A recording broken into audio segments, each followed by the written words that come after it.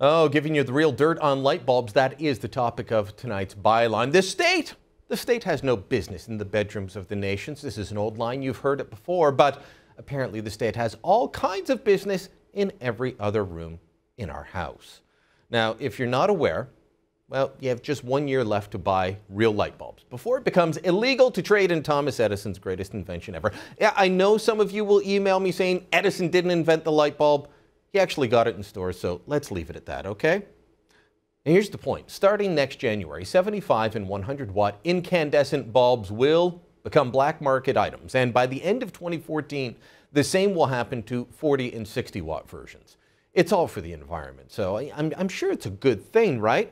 And we talked about this earlier in the week with Ben Shapiro, but still, some people don't think it's true. I wrote about it in my newspaper column this morning, and again, people said, that's not true. Well, it is true, and we will no longer be allowed to use what the government deems inefficient light bulbs starting a year from now. The change was announced in 2007 by then Environment Minister John Baird. Now, I remember because I was there for the announcement. And Baird said this: greenhouse gases are rising. The climate is changing. Winter is disappearing as we know it. Here's the thing. While 2007 was a mild winter in Ottawa, right now I've got about 4 feet of snow on top of my roof at home. And yesterday I actually refused to leave the office to go get a coffee because it was minus 25 Celsius. Winter's not disappearing, John. Scientists are increasingly questioning the official story on climate change as well. And, well, they're also saying, what should Canada exactly do now that we've withdrawn from Kyoto? But Baird's bulb ban, it remains. The government claims the bulb ban is, well, it's technology neutral. They're not really banning the bulbs, but the net effect is that light bulbs we've used for generations and that were once produced here in Canada or in the United States, they're now being replaced with compact fluorescents or LEDs from China. Forget for a moment the carbon footprint caused by shipping all of our light bulbs in from China and consider whether this is really the best move. First, there are concerns about how the lighting looks. As a man, I never thought this was a problem, but I remember CFRB Radio's great Taylor Parnaby. He was the first one that told me women don't like this. Yeah, I finished the announcement. I covered Baird's announcement, and I'm talking to Taylor, and he says, Mrs. Parnaby doesn't like these lights. Well, right after that, I started hearing from women who still swear that the fluorescents and LEDs produce a much colder light, a less flattering light. Here's what a friend emailed me the other day after my conversation with Shapiro. I don't like reading by the cadaver light or looking like a lizard in bed. That's what women think of these lights. Now, the environmentalists would dismiss this as a vanity concern, nothing we should endanger the planet over. But what about the health concerns? I've had several compact fluorescents break in my house, including one that melted in the socket high up in my children's playroom. Now, have you ever seen the instructions on how these things have to be cleaned up after they break? Here's some of the steps from Health Canada, and this is what the bulb manufacturers put out as well. Step 1, remove people and pets from the room and keep them out during the cleanup process. Ventilate the room for at least 15 minutes prior to starting cleanup by opening windows and doors to the outdoors. And then they say, do not use a vacuum to clean up the initial breakage, as it will spread the mercury vapor and dust throughout the area and may contaminate the vacuum. And here's my favorite. Place the broken glass and cleanup materials in a glass container with a tight-fitting lid to further minimize the release of mercury vapor.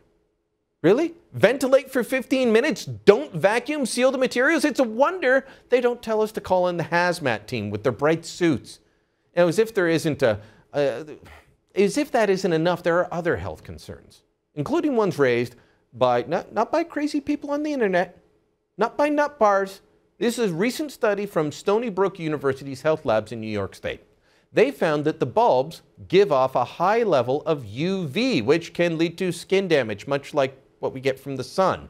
They found that exposure can cause skin cancer. Stay at least 2 feet away from the bulbs, they warn. Doesn't that make you just want to curl up on the couch as far away from the reading lamp as possible and read a good book? The decision to ban incandescent bulbs was a political attempt to make it look like the Harper government was acting to fulfill our Kyoto commitments.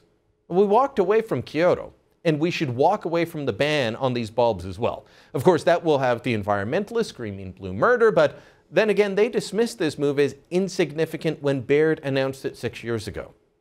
It's time to act. It's time to end the bulb ban. And that's the byline.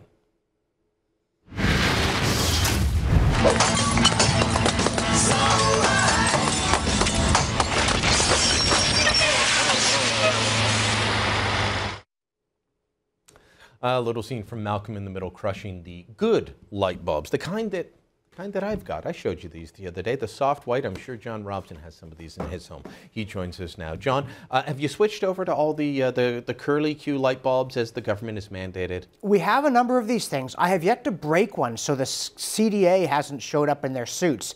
Though it is amazing to reflect, with all the safety paranoia of government, how they would react if a manufacturer proposed bringing something into children's rooms that required you to evacuate the room and avoid using a vacuum to clean it up. But my fundamental objection, a lot of readers will immediately realize to this, is a bunch of horse manure. 500,000 tons of the stuff, in fact. That's how much was being produced in New York City at the turn of the last century by horses, who were also urinating in the streets in huge amounts. They were dying. A writer in London estimated that by 1950, every street in London would be 9 feet deep in the stuff. Why didn't it happen? Because technological change, when you bounced up against a resource limit, the ingenuity of the market and the willingness of consumers to save money brought in an incredible range of new technologies. And what the government should have done, if they were concerned that we were using too much energy with our lighting, was very simple. Charge us the real cost of the energy and let us decide which light bulbs to buy. There is a solution that harnesses human ingenuity, and it's not rigid government rules. I mean, who's to say 5 or 10 years from now they won't realize these bulbs were a mistake?